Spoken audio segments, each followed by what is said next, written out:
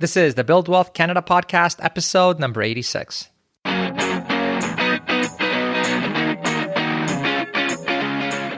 Welcome to the Build Wealth Canada podcast, where it's all about becoming debt-free, accelerating your wealth, and taking control of your money. Now, here's your host, Cornell Schreiber. Hey, it's Cornell and welcome to the Build Wealth Canada show. With spring in the air, home buying and selling season has officially begun here in Canada, and we've definitely had some movement as far as interest rates go, with the Bank of Canada increasing the interest rate for the first time in over 3 years. And this can, of course, have significant implications for you if you have a mortgage or line of credit, or if you're looking to get one. Now, we've also know that I've been hearing a lot and experiencing much higher inflation than we're all used to, and the Bank of Canada does tend to use interest rates as a tool to help keep inflation where they want it to be. If we go back to Economics 101, the government has in the past increased interest rates to keep inflation low. So with these high inflation numbers, many of us are wondering if we're going to be seeing larger increases to the interest rate, which can, of course, have a significant impact on your monthly expenses if you're holding a variable rate mortgage or have a home equity line of credit.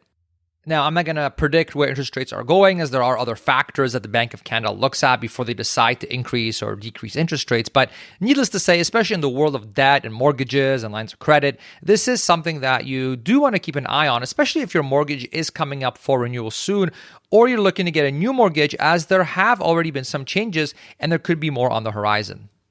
So with all this taking place, I thought it would be a great time to have our resident mortgage expert, Sean Cooper, on the show to give you an update on what's been happening and give you some actionable advice and insights so that you can make the best decisions for yourself when it comes to your mortgage and lines of credit.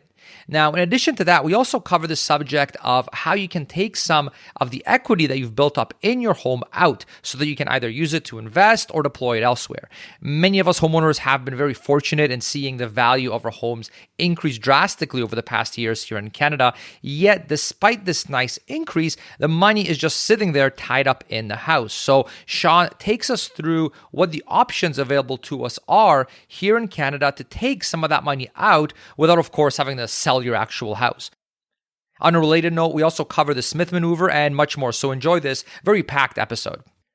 Now, a bit of a bio on Sean in case you're hearing about him for the first time. He is a certified mortgage broker. He's who I refer everyone to that has any mortgage-related questions. He's been nice enough to make himself available to Build Wealth Canada listeners, where he'll actually answer your questions one-on-one for free. And he's also the best-selling author of the book, Burn Your Mortgage. You might have also seen him on the news a fair bit as well. And in his day job as a mortgage broker, he also continuously monitors dozens of lenders here in Canada to see who has the best mortgage at any given time. And he's not tied to one particular lender, which is key because he's actually able to kind of shop around and analyze all the different mortgages available out there. So I do encourage you to also reach out to him if you do have a mortgage coming up for renewal or are looking for a new mortgage, as he can share all his findings with you for free, and there's no obligation or fee to use him as your mortgage broker or anything like that if you choose to do that.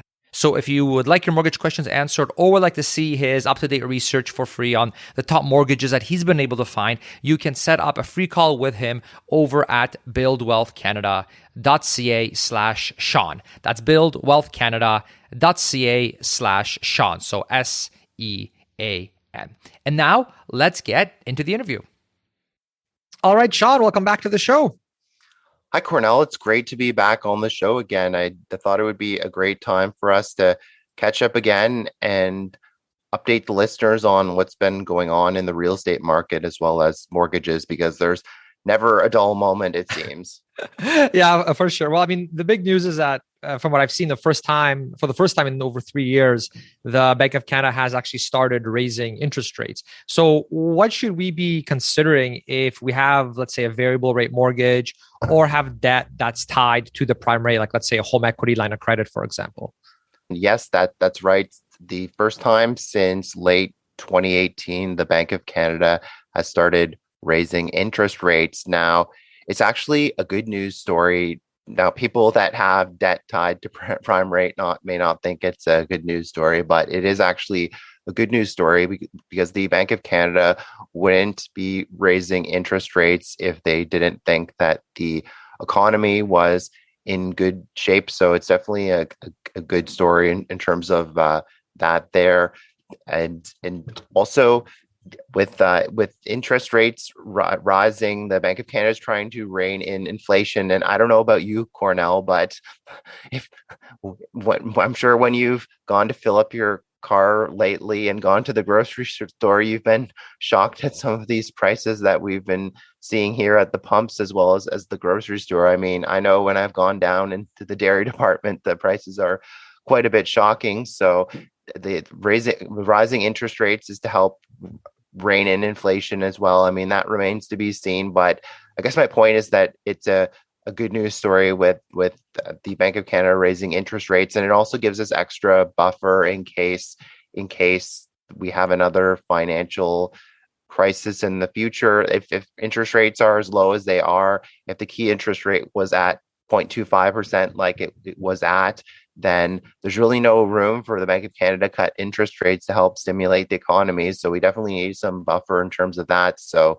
I just wanted to start by saying it's not necessary. It's actually a good news story. But I'm sure if you have debt that's tied to prime rate, you're probably wondering how does it affect me? So now the Bank of Canada raised the key interest rate from 0.25% to 0.5% there. But you're probably asking, how does it actually affect my own personal financial situation? So I like to try to dollarize everything for my clients. So I just did a quick calculation that I like to share with my clients, and everybody's mortgage size is different. But just to make it nice and simple, people think, well, is my payment going to double or anything like that? I mean, it's not that big of an increase in your monthly payment as you would think. Like, as an example, if you have a $100,000 mortgage, assuming a 30-year amortization, and interest rates go up by 0.25% like they did, you're only looking at, for every $100,000 of mortgage money, you're only looking at a $12 a month increase in your payment there. So it's not as bad as it seems. It's not like your payment is jumping up $200 a month or anything like that. And the other point is that you are stress tested at a rate of the qualifying rate, which is currently 5.25%. It might have been a different rate when you signed up for your mortgage, but you're tested at the qualifying rate. So you have to prove that you can afford those payments there. Now, it doesn't take into account things like childcare costs and other expenses not related to debt or the property that you're buying there, but certainly you do have to qualify at a higher rate. So the government's just trying to protect you and make sure you can afford these higher rates and higher payments there. But basically, it means if you have debt that's tied to prime rate, that your payments will be going up for most mortgages. Some variable rate mortgages, there's variable rate mortgages as well as adjustable rate mortgages. Those terms are used interchangeably, but essentially most people's mortgage payments will be going up. Some people's mortgage payments, like if they're with TD Bank as an example, their mortgage payments won't be going up there. But I actually prefer having my mortgage payments going up, because if it doesn't go up and you choose not to pay more, then you could have to re-amortize your mortgage at the end of the term there. And that's basically stretch out the amortization because you're not paying enough, and that's not a fun situation to be in. But definitely, so what I would say for people that with variable rate mortgages, variable rate is a long-term strategy. Have been studies that show that people with variable rate mortgages most of the time come out ahead of fixed rate mortgages. But in order to really benefit from variable rate mortgages, you have to be willing to stick with the variable rate. If you're somebody where you're feeling nervous after one or two rate increases and you don't like rate increases, then I would say it makes sense to go to fixed rate at the beginning and not even bother with the variable rate. But as long as you're somebody that has a long-term mentality and you understand that there are going to be several rate increases. I mean, we could see rate increases, quarter point rate increases of we could see 4 or more of them this year, or possibly even more than that. As long as you understand that and you understand that variable rate is a long-term play, then I definitely think it can make a lot of sense for you because the variable rate is at about half the rate of the fixed rate. But what I would say is before you do anything, I would speak with a mortgage professional like myself and just just to figure out what makes the most sense for me, because certainly there can be all sorts of advice that you read online and hear on TV and all that, but everybody's comfort level when it comes to risk is different. It's kind of like investing, Cornell. Like some people are fine with 100% equities. Other people prefer balanced funds. I mean, everybody's tolerance for risk is different. So I would definitely speak with a mortgage professional and just understand how it will actually affect your monthly budget and determine whether, I mean, this conversation should have happened at the beginning when you signed up for your mortgage or home equity line of credit, but just determine your appetite for risk now that we're in a rising interest rate environment for the first time in 3 years, and just make sure that the variable rate is still right for you, because there is an opportunity to lock into the fixed rate right now if you decide that variable rate's no longer right for you. And I mean, the good thing about the home equity line of credit is it's an open product, so there's no penalty to break that product there. And the variable rate mortgage, the real benefit of that is that the penalty is generally just 3 months of interest to break the mortgage, whereas the fixed one can be a lot more costly there. So people like to say, well, fixed rate mortgages provide me with lots of reassurance. But the thing is, the you may have reassurance in terms of the mortgage payment and the rate staying the same, but where you can really be surprised is on the penalty side. Whereas with variable rate, the payment and rate can change, but the penalty is predictable at 3 months of interest. So people a lot of the time forget that about the variable rate there. So yes, I would definitely, before I lock into anything with my current lender, I would definitely speak with a mortgage professional and actually crunch the numbers to see how the new numbers would affect you in terms of the monthly payment, and decide whether you want to stick with this product, the variable rate. But yes, definitely not. Definitely don't panic or anything like that. It's not like the sky is falling. It's a good news story. It just means that you'll have to put a bit more money towards your variable rate mortgage as well as your home equity line of credit if you have a balance. If you're carrying a balance on that. hmm I really love that approach of actually, like you said, dollarizing. I think you said the amounts, because yeah, we can hear these percentages and they might say, "Oh, we doubled it," let's say, and then it's easy, I think, for our brain to jump to conclusions where, okay, does that mean my payment's gonna double, or what's gonna happen? And I think when you take what you do and you take that percentage and you actually see, well, how much in dollars is that gonna affect what I'm paying every month?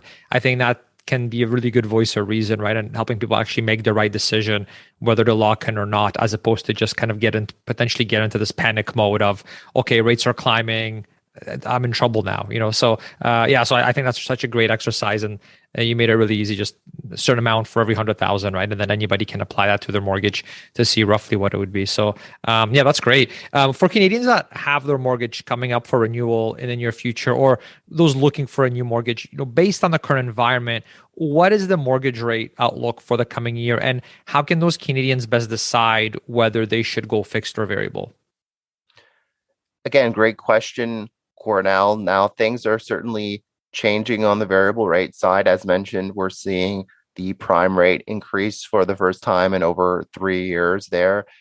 I mean, I think we're hoping that the prime rate didn't increase for quite a while, but as mentioned, it's a good news story there. So I would just say that it's important to make sure that you understand what type of person you are when it comes to your finances. Is similar to on the investing side. Like somebody could be ultra aggressive and invest 100% in equities like myself. That tends to be my investment strategy. But for somebody who's getting closer to retirement, as well as for somebody who has a lesser appetite for risk, that may not make sense for them. So it's important to recognize what your tolerance is. Like if it's causing a lot of sleepless nights reading about the possibility of rates going up, and yes, I mean, I think that variable rate may not make sense for you, but as long as you understand that it's a long-term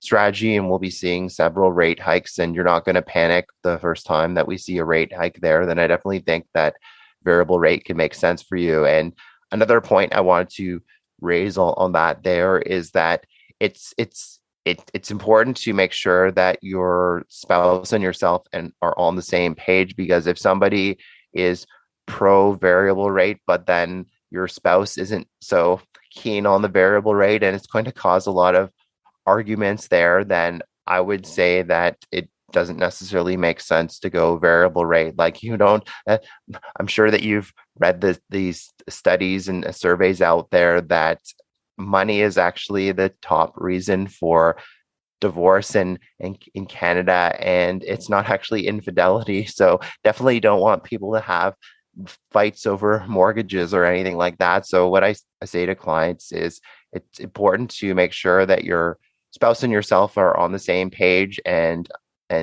are fine with the variable rate. Otherwise, if one person's fine with it and the other isn't, then I would seriously consider looking at going with the fixed, because I wouldn't want to see have arguments come up over mortgages. I mean, there are more important things in the world, and definitely don't want anyone's marriage to end because of a mortgage or anything like that. But yeah, just to summarize where things are at, the variable rate, I mean, people like variable rates because the rate is so attractive these days. The since the last time we spoke, Cornell, which was a little over like approximately a year ago, we were seeing some very attractive fixed rates at that time, like record low fixed rates, but fixed rates have come up quite a bit since then. The fixed rate is about double the variable rate right now. So just to keep things simple, of course the rates depend on several factors, like whether you're putting more or less than 20% down, if you're going with a 30-year amortization, if you're putting more than 20% down, the size of your down payment. There's a bunch of factors at play, but essentially the variable rates at about one and a half approximately, and the fixed rates at approximately 3%, give or take, slightly above that, or maybe slightly below that if you're putting less than 20% down on the property there. So yeah, the variable rate is definitely quite attractive there, but you have to keep in mind that rates will be increasing barring anything crazy coming up. So you just have to make sure that you're okay with sticking with variable rate. Like what I like to say to clients, like if you're somebody that is going to is going to get nervous after one or two rate increases and you're going to want to switch to the fixed rate, you might as well just go with the fixed rate at the beginning, because the variable rate pricing is based on prime rate, which is influenced by the Bank of Canada. Like when the Bank of Canada increases its interest rates, the lenders follow suit with prime rate. They're not direct. They're not. It's not the same thing. Like when the Bank of Canada raises rates, it doesn't automatically put up prime rate, but all the lenders follow suit in terms of that. I just want to be clear that the prime rate doesn't. Fixed rates don't automatically go up by 0.25% for anyone taking on a new fixed rate. That's not the way it works. It's based on what's going on in the bond market, which looks at similar things to compared to prime rate, but it is and the interest rate that the Bank of Canada sets, but it is different, the bond market there. But generally speaking, when we're in a rising interest rate environment with the interest rate that the Bank of Canada is setting, generally speaking, the bond market is going up as well, because it's about future expectations. So it may not be by the same amount or at the same pace or anything like that, but generally when one is when the variable rate is trending upward, the fixed rate is trending upward. So I would say that yeah, as long as you recognize that the variable rate is long-term strategy, and studies have shown that it comes out ahead the majority of the times, as long as you're okay with sticking with it when we perhaps see like 4 more quarter rate increases this year, then I definitely think that it can be a good strategy. But if you're somebody that will be nervous and your spouse and isn't necessarily on the same page as yourself, I would definitely consider looking at the fixed rate at this point in time. And yeah, definitely for somebody whose mortgage is coming up for renewal, I would just say, again, I've read studies that to say that approximately 1 in 4 Canadians just sign the mortgage renewal papers and don't even look into any options. So I would definitely call up your mortgage professional like myself and just get a second opinion, because I've actually heard stories of people being homeowners being offered the posted rate from their bank, which is quite a slap in the face there. But they're just the lenders are hungry to win you over as a client at the beginning, but they're just kind of relying on that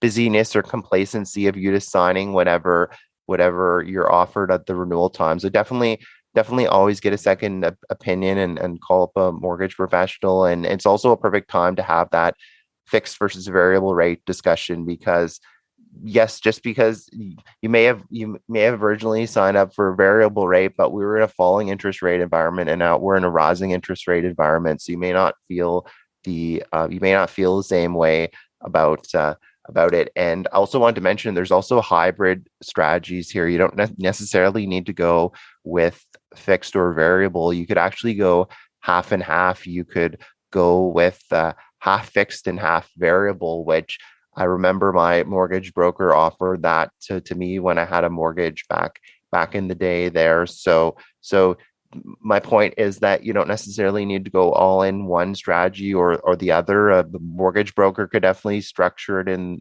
the way that you want it.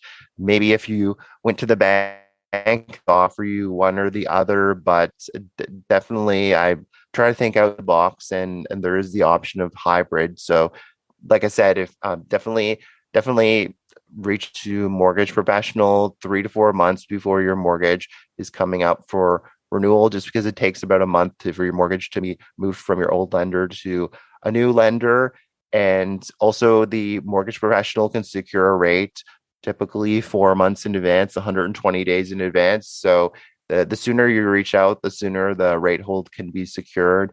And so that if we're in a rising interest rate environment, at least on the fixed rate side there, you can lock in a rate and to protect yourself from any further rate increases there. But yes, definitely a lot to consider, and a mortgage professional is the perfect person to speak with, a mortgage broker like myself, perfect person to speak with, who is unbiased and can help you decide what option is right for you, whether it's fixed or variable. Awesome. Thanks, Sean. Yeah, that's really interesting. I mean, I didn't realize that the rate for a fixed can be around double that of a variable rate mortgage. Plus, you've got those substantially higher cancellation fees with a fixed rate mortgage as well. I remember I was always a variable rate mortgage holder myself back when we had a mortgage, but I remember we had some family that did fixed, and then they had to move earlier than they expected to. They had to cancel their mortgage, and I remember they were paying thousands and thousands of dollars in additional fees because they had a fixed rate. But like you said, it's such a situational thing, right? Where we can't just say, oh, this variable is always better or fixed is always better. Kind of like investing, right? It's like you want highest expected returns. Okay, go all equity, but it's not that simple because there's so many other factors at play as well. Like if you're going to panic sell, then you probably shouldn't have done that, right? So very, very interesting, the parallels there. For anybody listening, if you do want to ask Sean questions, Sean's on here, at least once a year just to give us a nice update, see what's happening, because things are obviously changing always in the real estate market, especially when it comes to interest rates finally going up, things like that. We did make a custom page for him. So if you do want to talk to him and ask him questions or see what kind of mortgages he's been able to find, the page for that is buildwealthcanada.ca/Sean, so just SEAN, and then you can go there, you can just enter your email, and he's very fast to reply. If you don't get a reply, maybe something went wrong on our email system. We had a couple of those, so just email me and I'll put you in touch with Sean directly. But yeah, it's definitely, if you have any questions, because clearly this is a situational thing as opposed to a simple answer like always go fixed or always go variable. So buildwealthcanada.ca/Sean, so SEAN is the place to go if you want more sort of like custom help from that. And now a quick message from one of our sponsors. If you're an ongoing listener of the show, you know that the free savings account that I've been using for years for my entire emergency fund and day-to-day expenses is over at buildwealthcanada.ca/EQ. Not only are they free, but the interest rate that they give you on your savings account is up to 30 times higher compared to the other banks in Canada. I've been with them for years, have been recommending them way before they ever became a sponsor on the show, and they also have free Interac e-transfers, really good rates on their free TFSA and RRSP accounts, some of the highest I've actually seen when it comes to fixed income. There's no minimum balances. You can actually automate your contributions as well, and it's all insured by the government through CDIC insurance. So it's pretty much as safe as it gets in my book. So if you are going to sign up for free with them, please use the link buildwealthcanada.ca/EQ. That's buildwealthcanada.ca/ the letter E and the letter Q. It's a huge help, and using that specific link helps keep the show and almost everything on the Build Wealth Canada site free. And as a thank you, when you sign up with them for free using that link, if you send me any confirmation email that you get from them, I'll send you my full free guide on all the investments that I personally own and buy, along with an in-depth explanation on why I chose each one. There are thousands of investment options out there, some incredibly expensive with ridiculous hidden fees. So this guide will at least help you narrow things down. And these are all investments that have massively helped my wife and I retire in our 30s. And they are the investments that I continue to hold and live off today.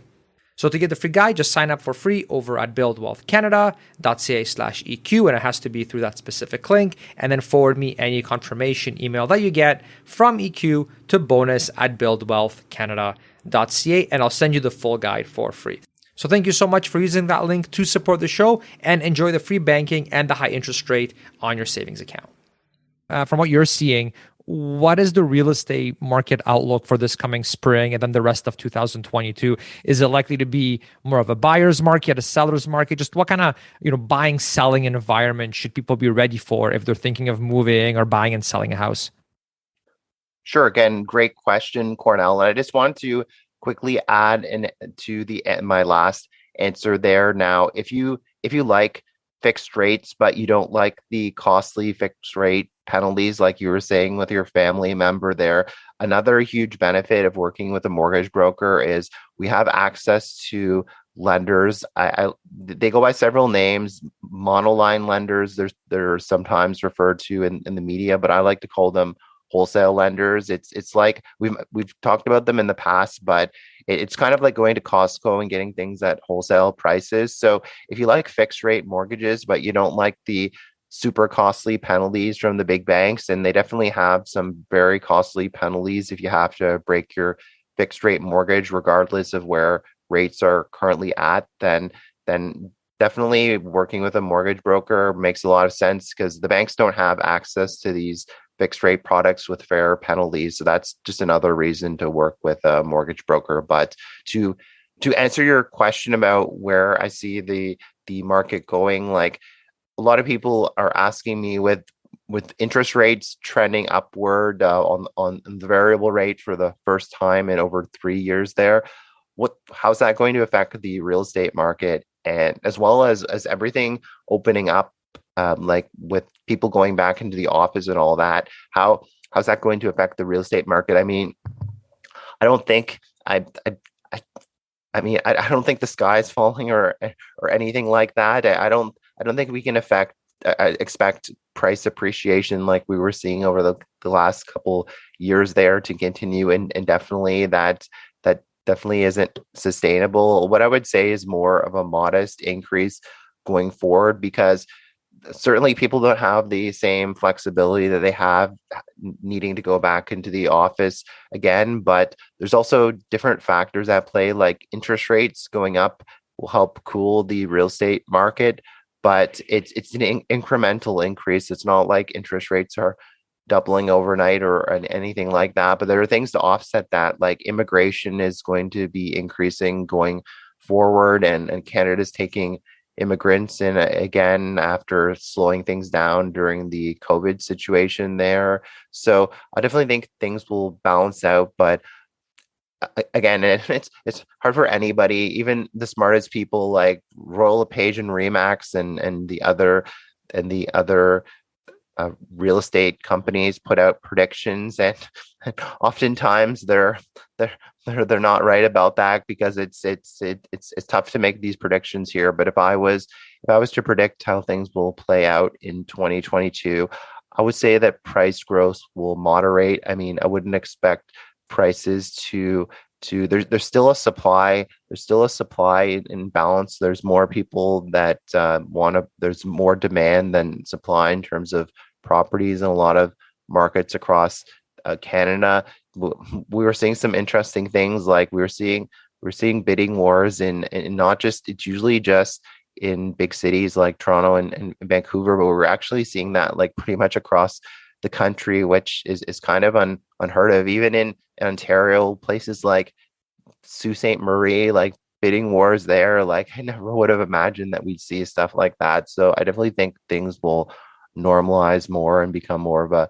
balanced market going forward. But if you're somebody that's waiting for home prices to fall 20-25%, I mean, I don't think waiting and sitting on the sidelines makes a lot of sense. I just don't see that happening. Like if I hadn't have bought my house back in 2012 and had waited for a real estate crash instead of buying my house for 425, I'd have to pay $1 million for my house today. So I'm definitely glad that I didn't take that strategy there. I would say buying a property is more it's not really waiting for a real estate correction. If you're buying and selling in the same market, it's really a wash in that situation there. It's more what makes sense for you from a financial and lifestyle perspective. Like it makes sense for you to buy from a lifestyle perspective, like you're planning to stay in a location for the long term, then buying can definitely make sense. If your finances are stable and you have a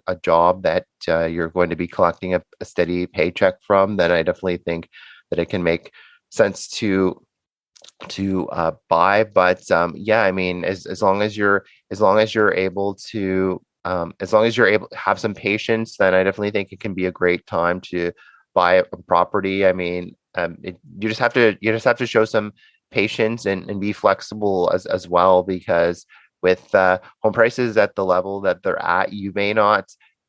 I mean, pretty much nobody can afford their dream property right away. You just have to be willing to be flexible in terms of the property that you're going to be buying. You just have to realize that you're buying a starting property. Like you may want to own a detached house, but detached houses go for quite a lot of money. So just realize you may have to use a property as a stepping stone, like a condo or a townhouse that's more affordable. But just keep in mind like that was kind of our parents' strategy of what they did. I mean, they didn't necessarily buy their dream property right away. They kind of used a couple properties before that to move up to the market before they were able to afford their dream property. But by getting your foot in the door of the real estate market sooner, you're able to build up equity and kind of do a lateral move and use all that equity later on to help move up in the market there. So I definitely think it's a positive thing, home prices going up.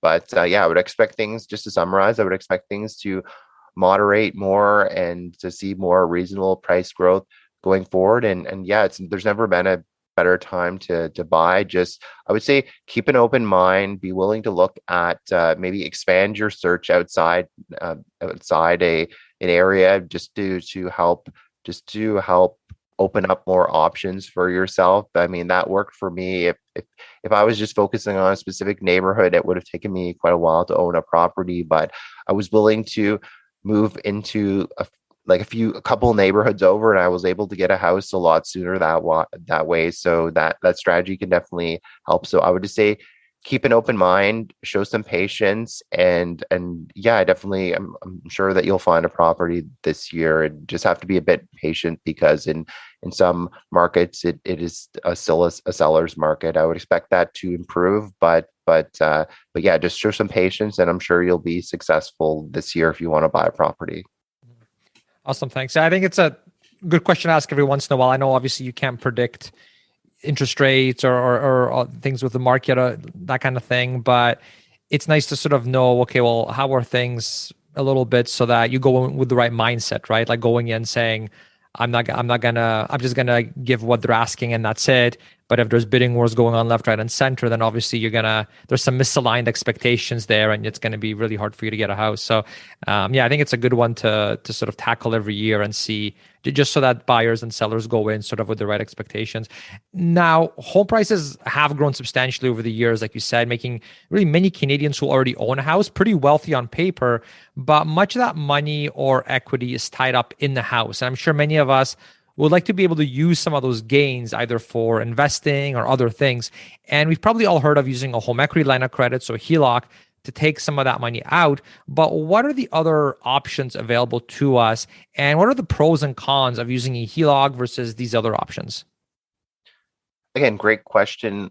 Cornell. And yes, Canadians have seen substantial growth in their wealth over the years. Like looking at myself as an example, I bought my property for 425 10 years ago, and it's worth over $1 million today. Like that's quite remarkable. And I didn't do any major improvements to my property. I mean, I have done fixes here and there and renovations over the years, but I mean, it's not like I've added a second story on my property or anything like that. So it is quite remarkable to see the level of growth. And yes, I mean, it can make a lot of sense to tap into that equity when you have that substantial equity growth, as long as you use it in a smart way. Like, for example, to invest, as you mentioned, Cornell, as well as to do home renovations or even buy a rental property. Those are some great uses of home equity. Maybe if you're using home equity or even consolidating debt, like if you have credit card debt at 19%, 20% or higher, then it makes a lot of sense to consolidate the credit card debt and use your mortgage to pay it off there, because it doesn't mortgage debt, there really isn't any cheaper debt out there than that. If you can take your credit card debt from 19% and only being paying 1.5%, I mean, it's hard to argue with that there. So in terms of different options, there's the home equity line of credit, as you mentioned, Cornell, and there's pros and cons to that. And then there's also the option of just simply refinancing your mortgage and taking out a bigger mortgage. Like, for example, you may have a mortgage of $400,000 now, but then you decide to take out a mortgage of $500,000, so you have an extra $100,000 to use for purposes like I was mentioning, to buy a rental property or to do home renovations or to pay off debt, stuff of that nature there. So what I like to say with clients is, if you're looking for, if interest savings is your priority, then the mortgage option makes the most sense, because mortgage rates are lower than home equity line of credit rates typically, but not always. Right now, the fixed rate mortgage and the home equity line of credit are neck and neck at this point in time, so that doesn't always hold true. But generally speaking, if the interest savings is your top priority, then the mortgage option tends to make the most sense. If cash flow is your top priority, minimizing how much money you have to put towards your debt, then the home equity line of credit generally makes the most sense. And the reason for that is because with the home equity line of credit, you're able to make interest only payments. You don't necessarily have to pay down the principal, whereas with mortgage payments, generally speaking, there are interest only mortgages, but generally speaking, mortgages, you have to make amortizing payments, which is principal and interest payments there. So that's an important distinction to make. So generally speaking, if you're looking for the lowest payment, then home equity line of credit is the way to go. And you may ask yourself, well, why would I make interest only payments? And the reason is, like, again, you'd ask yourself that because you're not paying down the principal, the balance isn't getting any lower. The reason you do that is because you can, like, if you invest your money in a smart way in like ETFs or index funds, and you've invested for the long term, I mean, I think earning a rate of return of 7-8% is quite achievable, maybe even more than that. I mean, I've looked at my investment performance, and my average rate of return is about 10% there. So yeah, I mean, a lot of people, they don't want to, like, some people like myself, they want to pay off their mortgage sooner, but a lot of people, like, if I could do it over again, I'm not sure I would do the same thing. As long as you are see investing as a long-term strategy, then I'm finding what a lot of clients decide to do is that they would rather just pay the minimum amount on their mortgage payment. They wouldn't make any extra payments, and then they use all that extra cash flow to invest the money there, because unfortunately people don't have pension plans a lot of the time at work. So it's really important to invest your money so that you're not just living on CPP or old age security. Because I don't know about you, Cornell, but if I was only going to live on CPP and old age security, if OAS is still around when I retire, with all the debt that the government has these days, but if I was only going to rely on that, I mean, good luck buying groceries and filling my car if I can even afford one there by with those things there. So it's definitely important to invest your money. So yeah, it all depends on what your priority is, whether it's cash flow or interest savings. If it's interest savings, the mortgage is the way to go.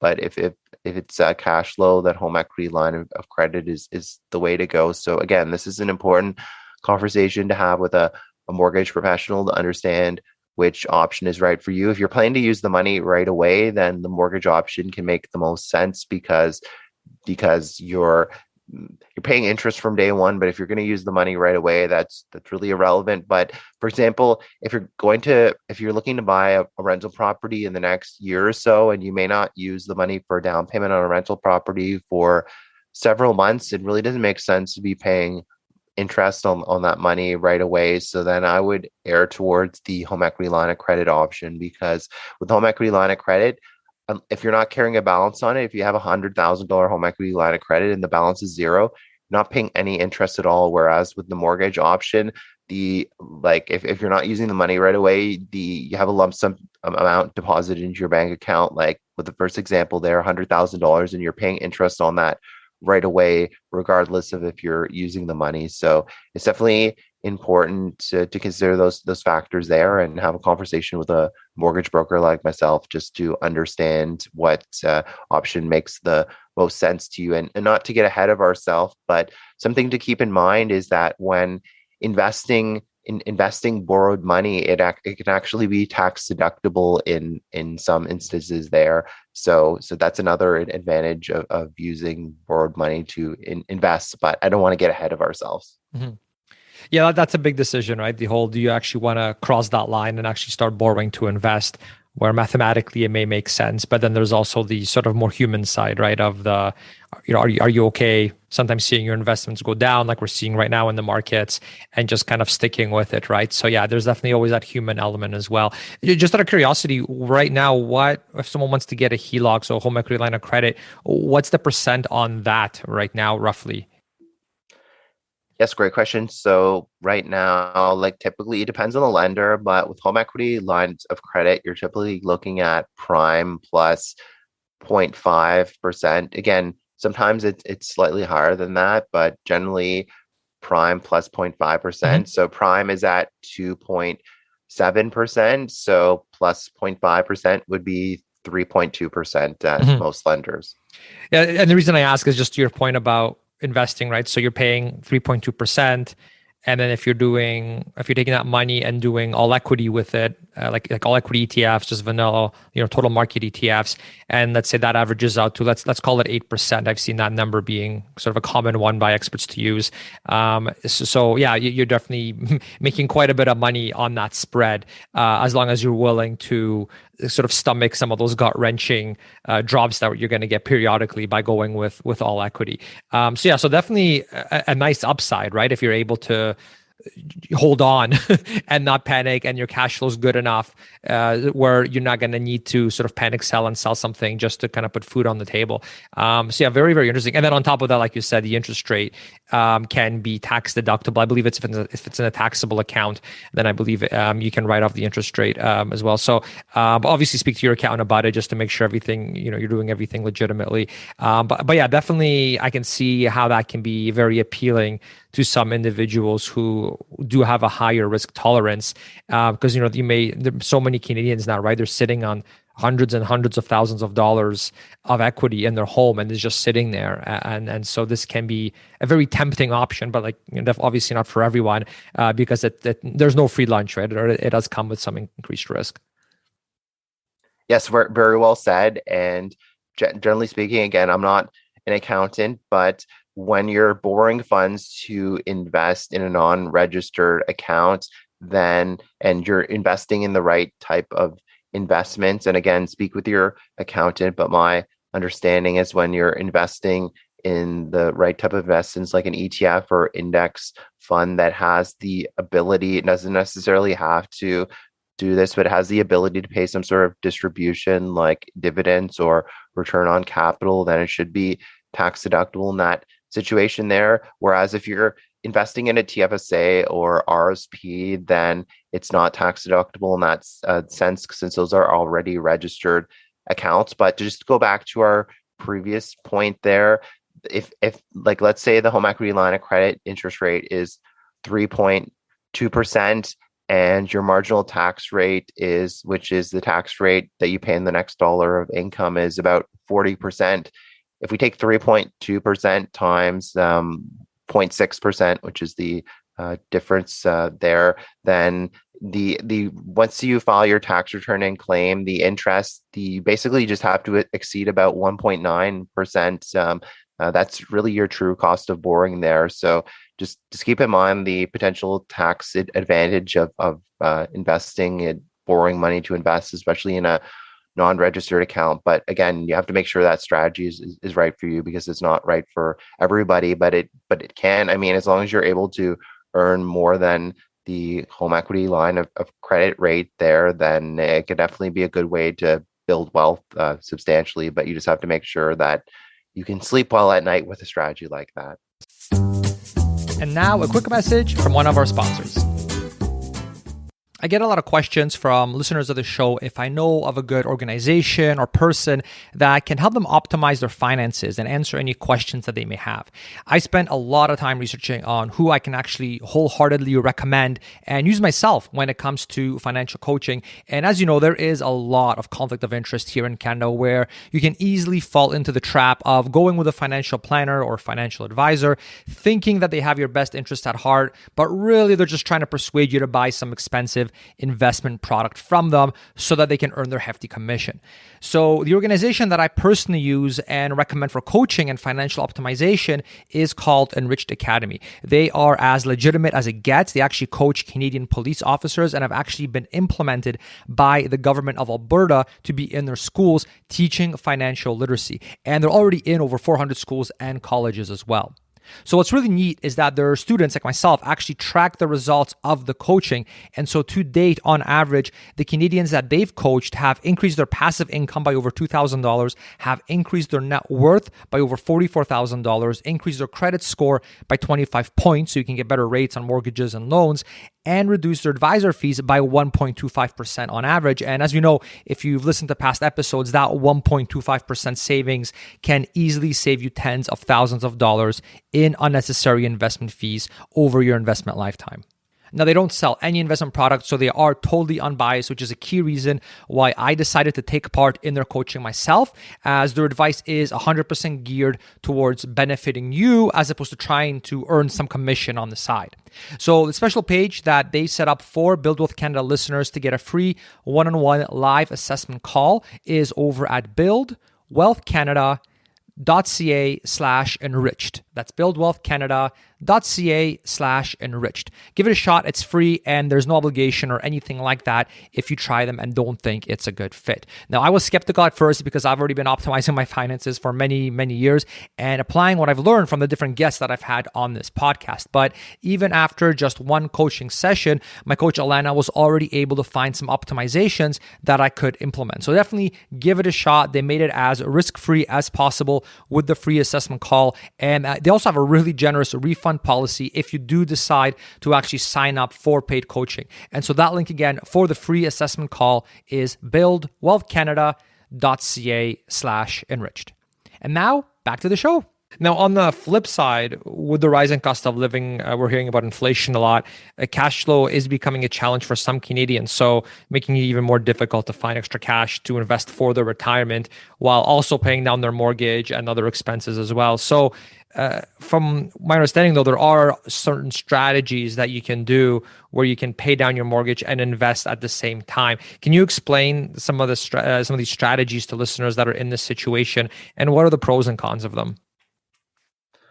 I'm glad that you brought that up, Cornell, and I didn't want to get ahead of myself in the answer. In my last answer, it was just a bit of a teaser for this answer here, because I know the next question here, but anyway, so a powerful strategy for a lot of Canadians that they may not have heard of is the Smith Manoeuvre, and I'm actually a Smith Manoeuvre certified professional myself. A little over a year ago, I took the necessary training, passed the exam to be a Smith Manoeuvre certified professional. And I'm sure some of the listeners have heard of the Smith Manoeuvre. Well, it was invented by Fraser Smith quite a few years ago, and then unfortunately he passed away. So his son Robinson Smith has been doing a great job of educating people about the Smith Manoeuvre. But Robinson decided to come up with some standardized training for the Smith Manoeuvre because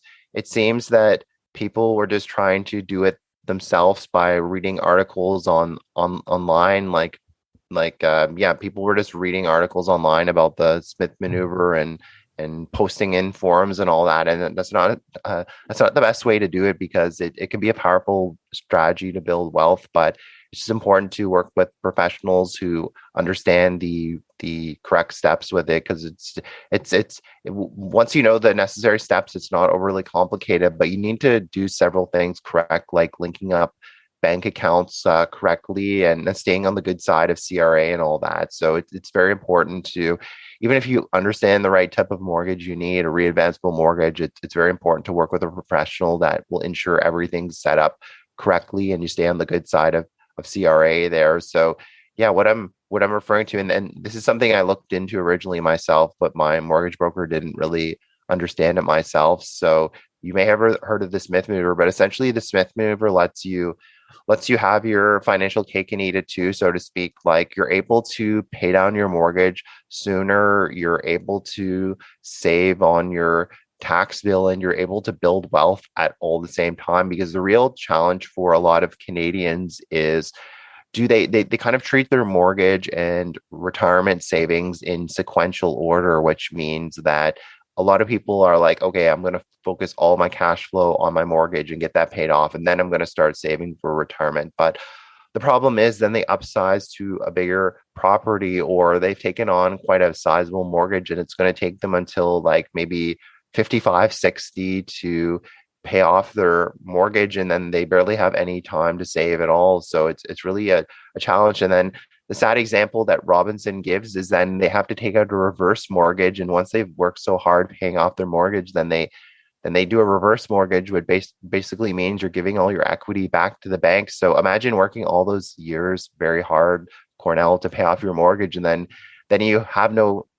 savings to live on. All you have is CPP and old age security. So you have to take out a reverse mortgage and then give all that equity back to the bank. I mean, I don't know about you, but I wouldn't want to be in a situation like that. So the Smith Maneuver helps you avoid a situation like that by being able to not only pay down your mortgage even faster, but build wealth at the same time. But as the show is called here, but you have to make sure that you understand that the strategy, and it's right for you, because it's not right for everybody. So basically what's happening is that you are keeping it's a debt conversion strategy, and you're keeping rather than paying down your mortgage and having that just disappear, you're basically putting any principal that you pay down to good use in terms of your mortgage. So how it works is you need the right type of mortgage, a readvanceable mortgage. And how that works is, as you pay down your mortgage, the portion of the mortgage payment that goes towards principal, you can re-borrow it from the home equity line of credit. So just to keep things nice and simple, let's say you have a mortgage payment of $2,000 a month, and $800 goes towards interest, $1,200 goes towards principal. Well, the portion that goes towards principal, the $1,200, would become available sometimes immediately from the home equity line of credit. And then you take that money and then you invest it in a non-registered account. As mentioned earlier, of course, speak with your accountant, but by investing in the right type of thing, then that interest is considered tax deductible. So how it works is that you just keep paying down your mortgage, and then you can re-borrow that $1,200 or so under that example here and invest in a non-registered account. And by continually doing that over time, you can pay down your mortgage and even use your tax refund to do a lump sum payment on your mortgage. So you're paying down your mortgage just as fast or even faster with the strategy, and you're building a sizable investment portfolio. Like, I have a great being a Smith Manoeuvre certified professional myself. I have access to the Smith Manoeuvre calculator, and I can run, if you're curious to find out what the numbers would look like for yourself in terms of the Smith maneuver, I can actually run a custom report for you and show you the results. And people are often quite excited when they see that. I mean, if you continue doing the Smith maneuver over time, you might be able to build like a investment portfolio of $700,000-800,000 or even more than that. I mean, it's kind of like rolling a snowball down the hill. By continually doing this over time, you can really build quite a substantial investment portfolio, and it's a lot faster than doing it in the sequential order, where you're just not going to have enough time to build a sizable investment portfolio if it takes you until 55 or 60 to pay off your mortgage, and you'll have like 5 or 10 years to invest after that there. But you just have to make sure that you understand the strategy and have a conversation with a mortgage professional like myself. How it works is instead of reducing your debt, you're converting it from basically from mortgage debt to home equity line of credit debt. Like if you look at it, like I show this graphic, and Robinson's updated his father's book there, and it's got some great graphics in it. But essentially, like, let's say as an example, you have a $400,000 mortgage. So if you take a readvanceable mortgage, which is a mortgage that has a home equity line of credit that increases as you pay down the mortgage, you on one side of the bar graph, you may start with a $400,000 mortgage, zero home equity line of credit, but then at the halfway point, you'll have a $200,000 mortgage and $200,000 home equity line of credit, and then at the end, 25 or 30 years, however it takes you long to pay off your mortgage, the full balance will be moved to 400,000 home equity line of credit. So the point is you're not like completely paying off your debts there, but you're converting it from debt that's non-tax deductible on your primary residence to tax deductible debt. And then once you have fully converted the debt and you have no more mortgage, you have a couple options, and you don't have to decide right now. You can either cash in some of your investments, and based on the numbers for the calculator that I've run, usually the investments are at least double as long as you invest it in a smart way. I mean, they're usually at least double the size of the home equity debt that you owe. You can cash out some of the investments and pay off the home equity line of credit entirely, or you could just continue to make interest only payments on the home equity line of credit because it still will be tax deductible. So that's a huge investment portfolio that you wouldn't have been able to normally accumulate and build over time, because you simply didn't have the cash flow. Like with gas prices and grocery prices as high as they are, like people would love to invest, but they just don't have the cash flow to do it because life is so expensive these days. So basically the main benefit of the Smith maneuver is you pay the exact same mortgage payment that you were paying before. It requires no extra cash flow. That's worth repeating, requires no extra cash flow, and you're able to pay down your mortgage and you're able to build a sizable investment portfolio at the same time. So kill two birds with one stone, as the saying goes. So yeah, if this sounds of interest to you, I'd be happy to run a custom report and just show how the numbers would look for you. But yeah, a lot of people are, even if you're in the middle of your mortgage term, it can often make sense to do this strategy sooner, even with a mortgage penalty that can be rolled into your existing mortgage, and also the amount of wealth that you can build by doing this strategy that much sooner rather than waiting until your renewal date almost always makes sense. So yeah, if you're interested in learning more about the strategy, certainly feel free to book a call with me, and I'd be happy to discuss it more with you to see if it's right for you and also run the custom report. But certainly if I could do things all over again, being mortgage free at 30 and paying it off in 3 years was pretty good. But I think I would do the Smith maneuver over again, but I can't really complain. But I wish I had have known about that back when I originally took out my mortgage. That's great, Sean. Yeah, I mean, the big thing that always appealed to me about that was that your mortgage can actually be tax deductible, which I remember when I heard that people in the US get to do that. I got pretty jealous back when we had a mortgage, and now there is a way to do it in Canada. And like you said, you can kind of set it up where you're not just waiting to start investing because you're too busy paying down your mortgage. So yeah, that's great though. I didn't know that you were certified in the Smith Maneuver. I've heard it mentioned many times, by other reputable financial planners. So definitely something that I think is good to have sort of in your toolbox. And obviously it's not a fit for everyone, but it is something I think worth considering, especially for the large amount of Canadians that are now sitting on all this equity in their homes, and are kind of thinking, okay, what are the options here? Maybe there's some way to make things more optimal, maybe decrease some opportunity cost. So I think we'll end it here because you provided so much great information. If anybody does want to ask Sean about the Smith Maneuver, and again, thanks Sean for offering to answer questions for free for anybody that has them.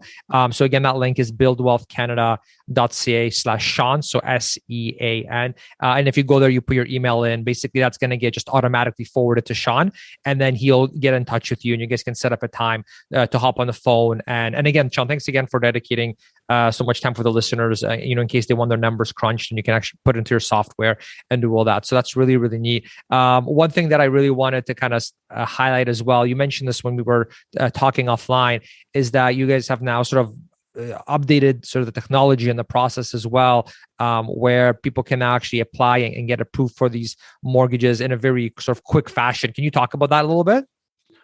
Sure. So one of the main reasons that I decided to work with the mortgage brokerage that I'm at, Mortgage Pal, is that we have such great technology. So we're always at the cutting edge of what when it comes to technology. So previously, like if you've gone through the mortgage approval process at lenders and you found it a bit cumbersome and a lot of work and such, we've tried to really remove any pain and all and make the process as smooth as possible. So previously, like when somebody was applying for a mortgage, I'd have questions to ask over email, but now we just have like an online smart application where I just send you a link and then you can just fill in everything online. And it's really, the technology is really smart. Like you just answer a series of questions and it asks you the right questions based on your scenario, whether you're buying a property or you're transferring your mortgage or you're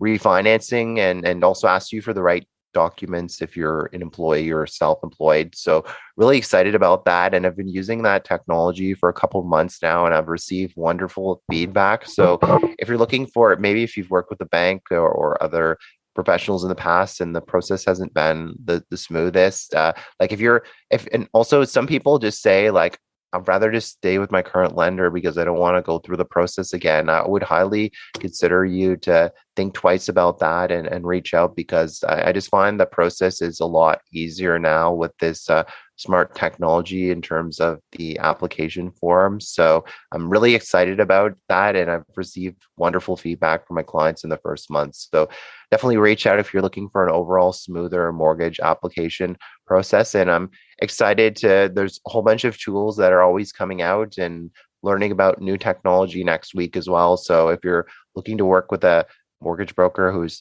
tech savvy and has some awesome tools to help make the process as smooth as possible and as easy as possible, because I realize that the listeners are probably busy with their day-to-day lives, then definitely reach out, and I promise that it will be a smooth application process, and it's just getting better and better over time. So it saves me time and saves you time, and I can dedicate more time to helping clients and speaking with them on the phone and answering their great questions. So I'm really excited, and yeah, definitely reach out, and I promise that it will be a very smooth application process, even smoother going forward. Awesome, thanks. Yeah, it might have sounded like a weird question for me to ask, but when you told me about it offline, I got kind of excited about it, because I just remember when I was going through the mortgage application process many years ago, it was quite the pain, right? Because there was all this paperwork and this back and forth, and you would end up meeting or emails and attachments, and it was just, it became such a hassle, like you said, where especially if someone's looking to renew their mortgage, you almost have that incentive to just stick with who you have now, because it's such a pain to get all the documents over to the new provider and that kind of thing. So it's really nice and exciting to see sort of the mortgage industry sort of embrace technology a little bit here in Canada, where it's no longer this painful process that I remember. And you can actually just it sounds like you go on a portal, right? And you can just kind of fill in everything there and it's sent it right away, as opposed to all the back and forth and attachments and re-signing and all that. So very, very cool. I always get excited when I see industries that have been long for a long time and then they sort of do some nice technological advancements where it's just a lot easier for the end user at the end of the day. So awesome. So thanks for sharing that with me. And again, thanks for coming on, giving us an update. It's nice to sort of know where real estate's, what's happening in real estate in Canada, and get this sort of a nice annual update from you. And again, I encourage everyone to check out Sean. He doesn't charge anything. Like as a mortgage broker, he gets paid by the actual lender. So there's no obligation to go with any mortgages he chooses, and he doesn't. The consultations are free and as well. So I think it's a really good sort of win-win for all the listeners. I've always used a mortgage broker as well myself back when I had a mortgage. It's definitely something very strongly worth considering for sure. So awesome, Sean. So thank you so much for coming on, and awesome, and congrats on getting the Smith Manoeuvre certification now. And it's great that you're an expert in it now, because I've heard some really good things. Well, my pleasure. Thank you very much, Cornell. It's always nice to speak with the Build Wealth Canada listeners, and looking forward to hearing from the listeners and assisting them over the coming months as well. Awesome. All right, Sean, have a good one. Take care. All right, I hope you enjoyed the episode. In case you missed it, that link to set up a free call with Sean to get your mortgage questions answered and see that continuously updated research on the top mortgages that he's been able to find is over at buildwealthcanada.ca/Sean. So just SEAN. Also, a big thanks to EQ Bank for sponsoring the show. It's the bank that my wife and I use for our savings account.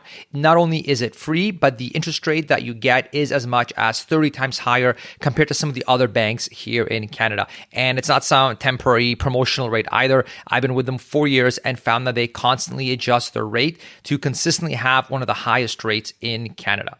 Now, if you are going to check them out, please go through my link, as it really helps support the show and pretty much keeps 95%+ of everything on the show and podcast for free. And so that link, if you are going to check them out, is buildwealthcanada.ca/EQ. That's buildwealthcanada.ca/ the letter E and the letter Q. And last but definitely not least, a big thanks to Enriched Academy for supporting the show as well and letting Build Wealth Canada listeners have that free assessment call with one of their financial coaches to see if there are any ways that your finances can be optimized. I've been a huge supporter of them over the years. They provide top-notch education. They're in over 400 schools and colleges across Canada, and they don't sell any financial products. So I love how my Enriched Academy coach isn't trying to sell me anything. It's all focused specifically on optimizing my finances, and I'm sure there'll be a huge benefit for you too in helping you optimize your finances. So if you are looking to get your finances analyzed and want some help in getting them optimized as well, to really help maximize your net worth and eliminate any sort of unnecessary debt or fees that you may be paying, the page to get that free assessment call with one of their financial coaches is over at buildwealthcanada.ca/enriched. That's buildwealthcanada.ca/enriched. Thanks so much for tuning in and supporting the show, and have a wonderful and safe week. Thanks for listening to the Build Wealth Canada podcast at www.buildwealthcanada.ca.